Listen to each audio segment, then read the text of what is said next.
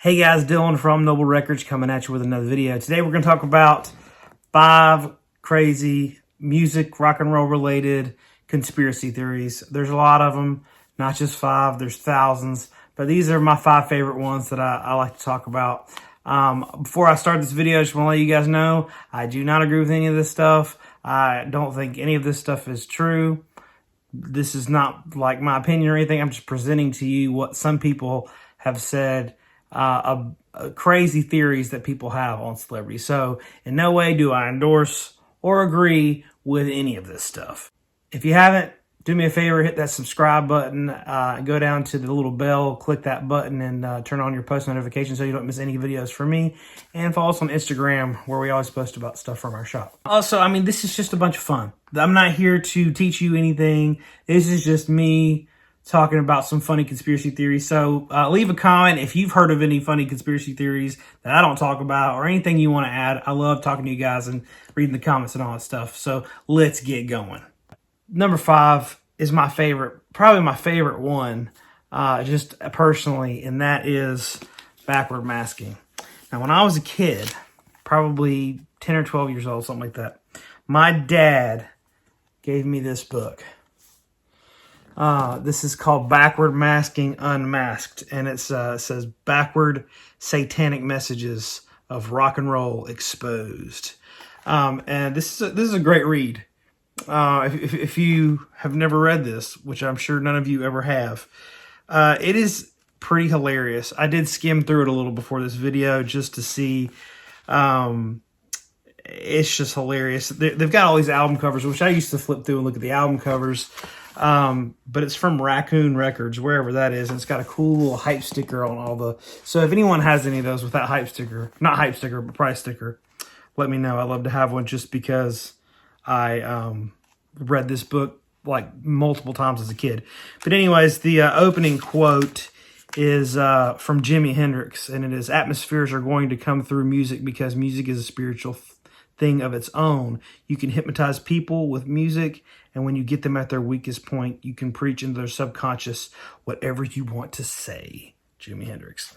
Now, for the longest time, I have believed that that's not true, that he really said that. But he did really say that. It was, in, I believe it was Life magazine quoted him saying it. Whether he did or not, I don't know. You know. But this is a hilarious book. None of it is, almost none of it is true. But it's just talking about the evils of rock and roll. You know, in the late 70s, early 80s, you had this whole satanic panic thing where people were burning all their records and thinking that there's all these evil backward masking things in all these songs. And the idea was, that I was told by my dad, was that if you listen to something forward and it said something like, your filter in your brain, your morals that you've had all your life will say, that's not true, this is true. And it'll filter out those negative thoughts and those evil things. But if you hear something and it goes past your filters and it gets in your mind turns things around and backwards and all this stuff. And if there's a message in there backwards, it will go past your filter and your brain will hear it, and it will go into your subconscious, and then you'll start believing it and worshiping the devil. So that is not true. I don't believe that, but that's what I was told as a kid. This is a great little artifact I found. This is called The Evils of Led Zeppelin Exposed. The back it says Stairway to Hell, and this is a pastor, Michael Mills, reveals satanic messages hidden in the music of Led Zeppelin. So pretty funny stuff. It's just a guy talking about Led Zeppelin and the evils, and then turning his Stairway to Heaven backwards and it talking about the devil. But anyways, most notably Hotel California, and talks about, it's supposed to be about the Church of Satan and all this stuff. And it says some things backwards. Stairway to Heaven, obviously. Styx, Snowblind has a song. The Beatles, we're going to get into that a little bit later. But a bunch of, the Revolution Number 9, they did it intentionally. That was real backward masking, but it was meant to be that way. Part of the art. And then Queen had some references to some illegal, illicit substances backwards in their songs. But is any of this true? No. Obviously, you know, I don't know if you've seen or heard those things to where if you're thinking one word and you hear this noise, you'll hear that word. And if you're thinking another word, you'll hear that word. So your brain hears what it wants to hear. And if you're looking for something that's not there, you might find it. So that's my conclusion on number 5, backward masking. It's an awful lot of fun.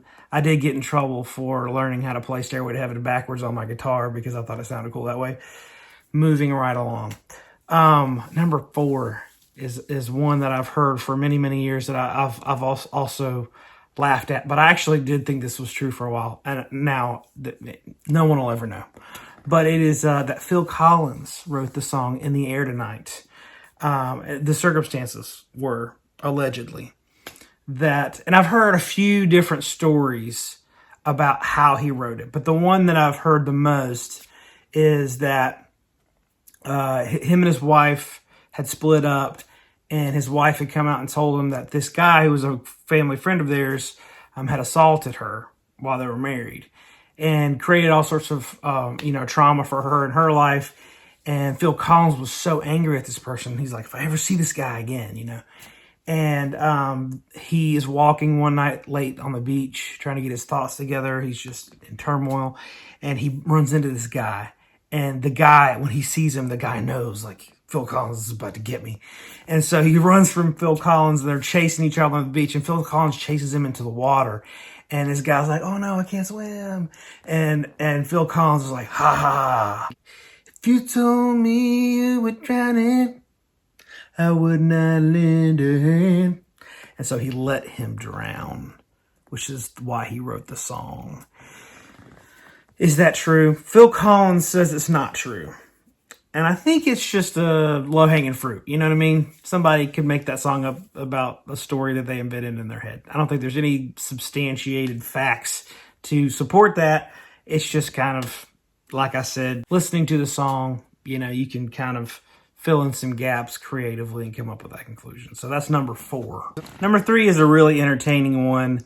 Shout out to Bob Bradley, who's the first one who ever told me about this. And when he did, I went into a deep rabbit hole about it. But it is Stevie Wonder isn't blind. When I first heard it, I was like, what? But then I started doing research, listening to people talk about Stevie Wonder who know him very well. There's a lot of evidence that would say that Stevie Wonder's not blind. His girlfriend, one of his ex-girlfriends, said that he was lying. He wasn't blind. There was the... Shaquille O'Neal said that he stepped on an elevator one time and Stevie Wonder was on the elevator and he said, hey, Shaq, what's up? Lionel Richie says that Stevie Wonder's driven his car before. Steve Harvey says that Stevie Wonder's driven his car before. There's a long list of celebrities that say they've interacted with Stevie Wonder and they have serious doubts that he's blind. And the most believable, piece of evidence is there is a video. I'm going to show it right now. Where there's all these, celebrities singing a song and Paul McCartney runs by Stevie Wonder and knocks over the microphone and Stevie Wonder reaches out and grabs it. And everyone's like, how would he know to grab that? To me, I don't think that that's very good evidence because he doesn't really grab with his hand. It kind of falls on his wrist and he, recovers it. But I think that we can pretty much chalk all these up to the fact that, he has been blind his whole life and he has very high intuition and instincts and awareness of his surroundings. When you lose one sense, all the others are heightened. And I just think he's very observant of situations and things around him. So I think that's probably the best explanation for it. Number 2 is one that I've heard my whole life. Growing up listening to Nirvana, we always thought Kurt Cobain was this incredible dude, and there's no way he died like everyone says. We always thought that Courtney Love murdered him. That was a big, big, big one. We would go and look at all the evidence and all the stuff. And, all the evidence is kind of fuzzy to me now and probably not, would hold up in court, you know. But you know, the main ones were that, you know, he had so many drugs in his system that there's no way he could have done what they said he did. There's all these things that stack up against Courtney Love, but I think that pretty much that all is supported by the fact that people love Kurt Cobain, and they have a hard time believing that he would do that. You know, but he was in a lot of pain in his life, obviously physical and emotional pain, and you know, sometimes people get into some dark places, and it's very sad. I think it's hard for people to see somebody like that we all venerate so much and think that they're the most amazing thing in the world. And then to see them do something like that, it's just hard for us to grasp that. So I think that leaves us grasping at straws, and which kind of gives some birth to some conspiracy theories. So that's, you know, that's something that as an adult I do not believe. Could it have happened? Sure. But I think that more than likely, you know, Kurt Cobain, he had his demons, and it's a very, very sad thing. Number one, the only one that tops the backward masking for me. I love that one. But this one kind of has some backward masking woven into it. This one is the biggest, probably most well-known rock and roll conspiracy out there, and one I did believe for a very long time as a kid, and that was that Paul McCartney died in 1966. Paul is dead. We've all heard it 1,000 times. There's so much evidence to prove this. It's all circumstantial. But there's so much evidence to prove this that I could not. It would literally take me an hour long to show you all the little things. But there's all these clues on all the album covers. Like, you know, they're all walking. They all have a different, you know, part in this funeral. But supposedly, you know, Paul McCartney's barefooted. He's walking out of step. The license plate on the Volkswagen Beetle is LMW. Linda McCartney weeps. You got a hearse back here. On the back it says these dots over here. It looks like it says 3 Beatles, even though there's 4. That's just on Abbey Road, and there's also more. I can't remember, but there's on every album after 1966. There's all these different clues. So the story kind of supposedly goes like this: Paul McCartney was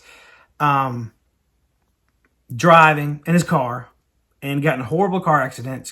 The car exploded. His body was so burned that they could only identify his body by his dental records.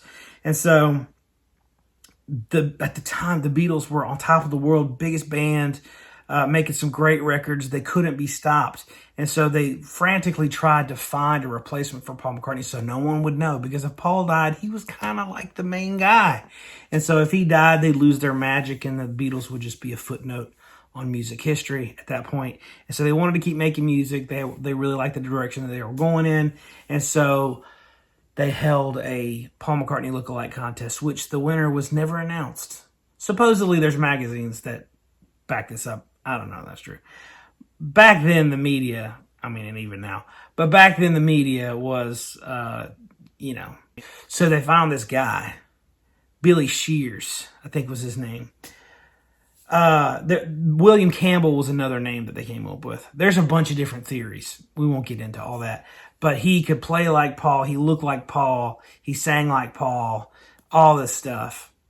And so no one even knew the difference. So that's basically, they put all these clues in their album covers and in their music to give their real fans the truth. You know, I think that if they did do that, and he did die, and they found a replacement, they wouldn't leave you any clues. They would not want you to know, first of all. Second of all, the odds of somebody looking that much like Paul McCartney and being able to play and sing like him. I mean, Paul McCartney had this incredible charisma, and just his musical ability is insane. To find someone that not only looks like him, sounds like him, acts like him, talks like him, walks like him, writes like him, sings like him, plays like him, there's no freaking way. But anyways, people say that the second Paul McCartney was taller than the first Paul McCartney on the album covers, all this stuff. There's so many little things. I do think that, here's what I think happened. I think that there was, there is some evidence that Paul McCartney's car was wrecked and there was a fire. And what the official standings say is that it was one of Paul McCartney's friends driving the car. I'm not sure how true any of that is, so don't at me. But anyways, so I think that this rumor kind of took off that Paul McCartney had died. I think the Beatles heard about this rumor and they're like, hey guys, let's exploit this and let's make some, clues on the album covers and sell extra records and drive people crazy. And that's what I just feel like that's what happened. And so they put all these clues. I mean, the clues are there. I mean, they're, with Sgt. Pepper's Lonely Hearts Club Band, you've got, that looks like they're all at a funeral, all around a grave. On the grave's a left-handed bass guitar. I mean, like, it's all the clues are like really, it would be very highly unlikely for the clues to just be there and not mean anything because there's so many of them. I think the Beatles kind of played into it to generate some hype. That's my personal opinion. But is it true? Did Paul McCartney die in 1966? No. And if he did, the second Paul McCartney was better, in my opinion. So, all that to say, there's tons of really crazy out there rock and roll conspiracies. I had a great time doing some research. I did some research and read about a bunch of them, and I really just went with the ones that I had heard of before that I really thought were funny and cool. There's conspiracy theories about shout out to Tupac Shakur, Elvis, Jim Morrison, Kurt Cobain not being dead and living on a private island somewhere.